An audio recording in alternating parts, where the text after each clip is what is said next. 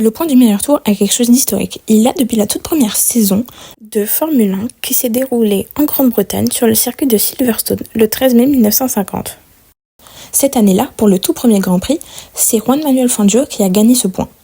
9 ans après, en 1959, ce point du meilleur tour a été supprimé de la part de la FIA. On se retrouve alors en 2019, lorsque la FIA elle est présidée par Jean Todt.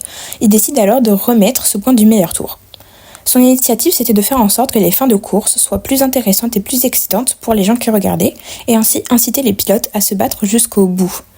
Seulement, ce point, il est destiné que aux pilotes qui finissent dans le top 10.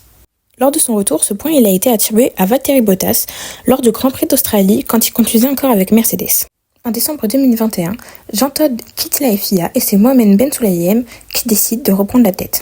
Il a alors décidé, il y a quelques jours, de retirer ce point l'année prochaine. Mais du coup, pourquoi est-ce qu'il a fait ça ? Prenons l'exemple du Grand Prix de Singapour qui s'est déroulé il y a quelques semaines. Lando Norris était alors devant Max Verstappen et menait la tête du Grand Prix. Seulement, il avait en plus le point du meilleur tour.